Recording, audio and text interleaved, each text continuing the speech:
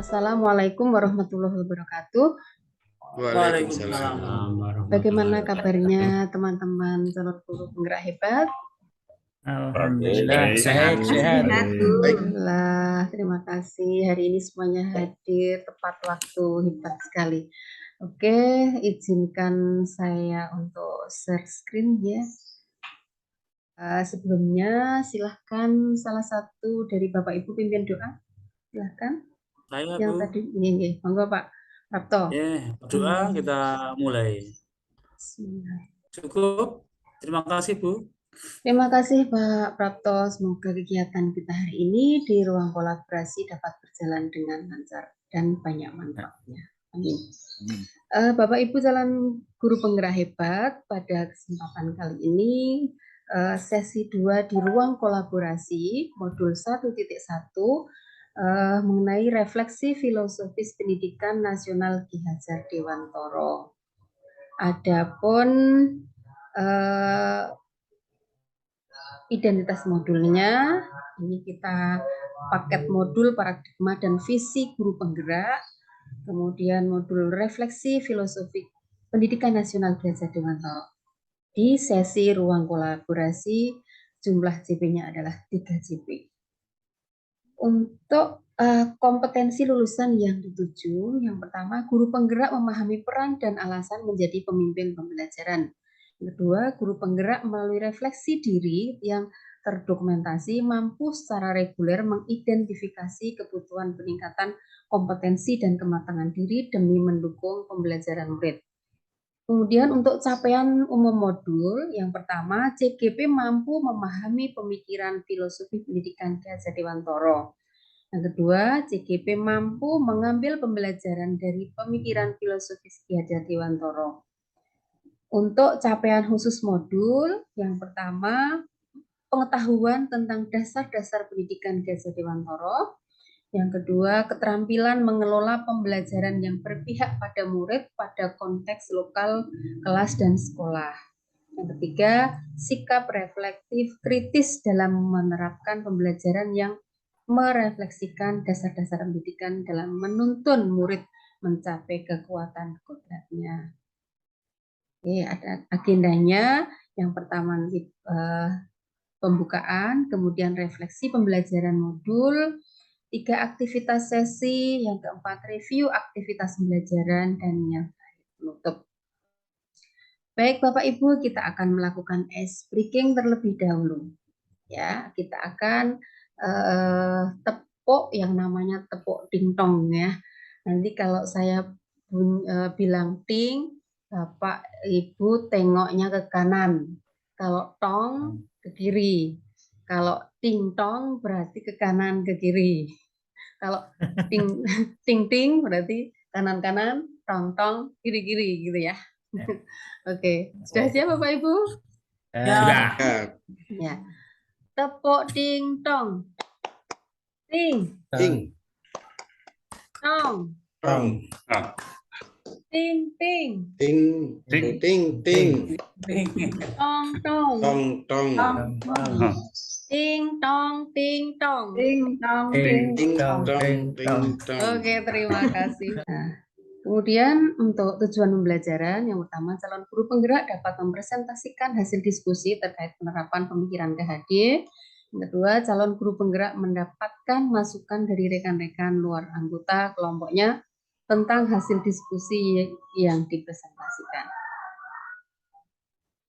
Untuk skenario-nya, yang pertama pembukaan tadi sudah dilaksanakan, kemudian nanti presentasi. CGP mempresentasikan hasil diskusi kelompok terkait pemikiran KHD dalam konteks lokal, sosial budaya di daerah masing-masing. Kemudian CGP memberikan tanggapan terhadap presentasi kelompok lain. Kemudian nanti akan saya lakukan penguatan hasil diskusi yang sudah dijalankan pada sesi presentasi terkait pemikiran KHD dalam konteks lokal, sosial budaya di daerah masing-masing. Kemudian yang terakhir adalah penutup. Oke, Bapak Ibu sekalian, sebelumnya kita akan curah pendapat tentang refleksi filosofi pendidikan nasional Ki Hajar Dewantoro. Silahkan Bapak Ibu tuliskan refleksi filosofi pendidikan Ki Hajar Dewantara. Ya, ini sudah ada yang menuliskan, Bu Purwati. Oke, semuanya sudah menuliskan di Jamboard ini. Baik, saya akan minta satu dari yang sudah Bapak Ibu tuliskan, yaitu Ibu Purwati. Monggo dijelaskan mengapa Ibu Purwati berpendapat bukan tabula rasa, maksudnya seperti apa? Silakan Bu Purwati. Baik, Bu. Bahwa anak itu lahir itu selama ini anggapan bahwa anak lahir itu seperti kertas yang masih kosong. Ternyata anak lahir itu bukan kertas yang kosong, tapi sudah membawa kodrat, meskipun masih samar-samar. Nah, tugas seorang pendidik adalah menebalkan kodrat bakat itu sehingga nantinya anak bisa berkembang dengan baik, menjadi anak yang selamat dan bahagia. Begitu, Ibu. Oke, terima kasih Bu Purwati. Selanjutnya dari Pak Moh Afif. Pak Moh Afif, ya, silahkan. Terima kasih, Bu. Menurut saya, refleksi dari filosofi pendidikan Ki Hajar Dewantara itu pendidikan yang memerdekakan murid. Karena mengapa?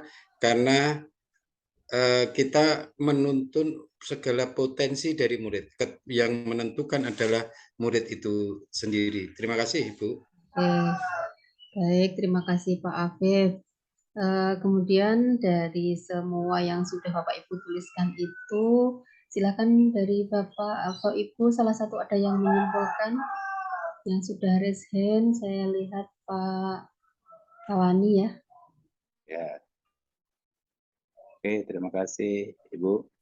Jadi dari beberapa pendapat teman-teman tadi dapat disimpulkan bahwa filosofi pendidikan Ki Hajar Dewantara ini adalah satu upaya yang mendasari dari pendidikan yang berpihak kepada anak dan sifatnya kita menuntun, menumbuh kembangkan kodrat anak yang sudah ada pada anak sehingga menjadi manusia yang berhasil dan bahagia baik dirinya sendiri maupun di lingkungan masyarakat. Itu, Bu. Terima kasih Pak Tawani. Oke, ya. Oke, saya lanjutkan, akan saya sampaikan kesepakatan belajar pada kali ini. Yang pertama, seluruh peserta memiliki kesempatan untuk berpendapat. Berikutnya, berpikiran terbuka dan saling menghormati. Jika ada satu peserta berbicara, maka peserta lain mendengarkan. Selanjutnya, berpendapat setelah dipersilahkan. Yang kelima, berpartisipasi penuh dan mengikuti sesi kelas dengan perasaan yang gembira. Oke. Berikutnya Bapak Ibu akan saya sampaikan mengenai presentasi kelompok, mengenai tanggung jawab peran kelompok ya. Nanti ada yang sebagai presenter, pemberi tanggapan, penanya, penjawab, dan notulensi. Nanti presenternya silahkan yang dari kelompok 1 dan kelompok 2 silahkan dipersiapkan. Baik Bapak Ibu, sekarang saya persilahkan untuk kelompok 1 untuk mempresentasikan hasil diskusinya. Silahkan kelompok 1. Saya Ibu Sunarta. Ya, silahkan Pak Sunarto. Oke, mohon izin share screen ya Ibu. Silahkan Pak Narto. Mohon izin menyampaikan presentasi. Jadi filosofi dari Ki Hajar Dewantara itu adalah terkenal dengan semboyan Engarso Sung Tulodo Eng Madya Mangunkarso Tut Wuri Handayani, yang artinya bahwa kalau di depan itu memberikan contoh yang baik, di tengah memberikan semangat, dan di belakang memberikan dorongan. Kemudian dari Engarso Sung Tulodo ini di samping itu juga nanti ada konsep pembelajaran yang memerdekakan peserta didik, di mana peserta didik akan diberikan pembelajaran sesuai dengan kebutuhan dan tingkat perkembangan usianya atau kemampuannya. Barangkali itu yang bisa kami presentasikan, Ibu. Kurang lebihnya mohon maaf. Terima kasih. Ya, terima kasih Pak Narto. Silahkan dari kelompok lain apabila ada yang ingin menyampaikan pendapatnya atau pertanyaan, silahkan. Ya, kelompok 1 bersiap untuk memberikan tanggapan atau jawaban. Silahkan yang sudah raise hand Pak Muafif. terima kasih. Dari kelompok 1 tadi saya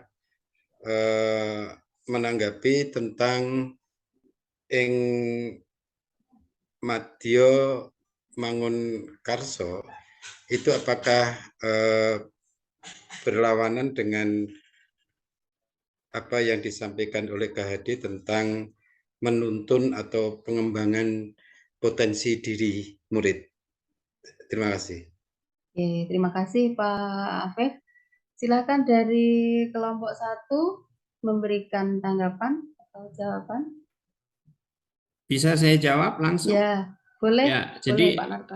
Eng Madya Mangun Karso itu kan bahwa kalau kita di tengah itu memberikan semangat. Jadi itu tidak bertentangan dengan menuntun, sama. Jadi kalau menuntun itu tetap menyerahkan segala kendali itu kepada yang dituntun. Keputusan akhir ada pada yang dituntun. Begitu juga dengan memberi semangat. Kita hanya memberi semangat. Ayo, intinya dalam artian semangat itu supaya mereka termotivasi untuk ada kesadaran melakukan sesuatu. Jadi segala kendali tetap ada di murid atau siswa. Barangkali seperti itu, Bapak. Terima kasih, jelas Bapak.